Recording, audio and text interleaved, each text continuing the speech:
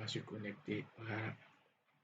Il s'agit ici d'application. Nous allons cliquer sur accueil pour voir un peu les différents paramètres. Sur le paramétrage, tout et tout. Voilà.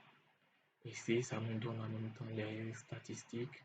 Nous avons les différentes parties. Ici sont les avoirs du jour, les crédits payés, les dépenses, les ventes, la monnaie du jour et le montant en caisse plus la monnaie et le montant en caisse sans la monnaie lorsqu'on retire la monnaie.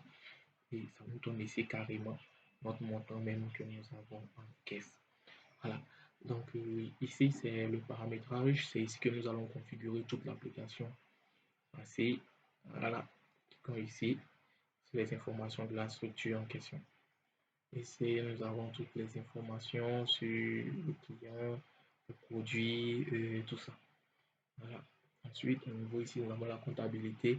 Nous allons passer ici à la situation globale de la caisse, l'historique, le paiement des crédits et crédit client, et aussi paiement des dettes fournisseurs. Voilà, de pouvoir gérer nos comptes clients et nos dettes fournisseurs aussi.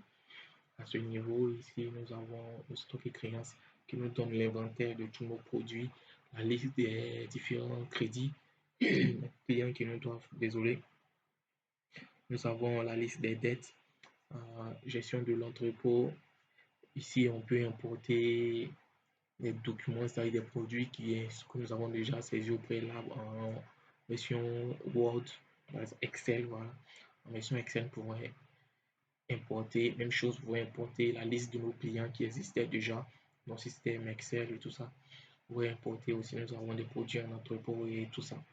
On peut faire un devis à partir d'ici. Ensuite, nous allons faire un retour de produits et tout ça. Nous avons aussi, on peut voir aussi nos bénéfices. Ici, nous avons les relevés des comptes clients. Permet de pouvoir gérer tous les comptes clients. Ensuite, à ce niveau, voilà. Ici, nous avons l'accueil, la page d'accueil qui va nous donner tout ce qui est statistique sur l'application et tout ça. Ici, la gestion des dépenses pour pouvoir voir toutes nos dépenses, entrées, sorties. Gestion des documents ici qui nous permet de gérer nos archives en Word, en PDF et tout ça. On va pouvoir les enregistrer ici. Ici, la facturation aussi qui va de même, qui va nous permettre de pouvoir gérer des ventes et ainsi de suite. Au niveau de la facturation, comme vous voyez, nous avons ici la vente comptoir et la vente chape. La différence des deux, c'est que la vente comptoir, elle consiste à faire des ventes pour les clients qui existent déjà dans notre base de données. Et la vente chape, c'est pour des clients qui sont passagers rapidement. Sans les enregistrer, on peut vite faire la vente.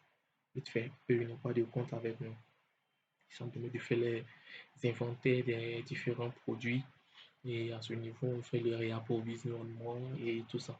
Ici, chaque fois que nous avons de la monnaie, comme fond de départ, nous sélectionnons ça ici pour pouvoir nous permettre de gérer notre compte.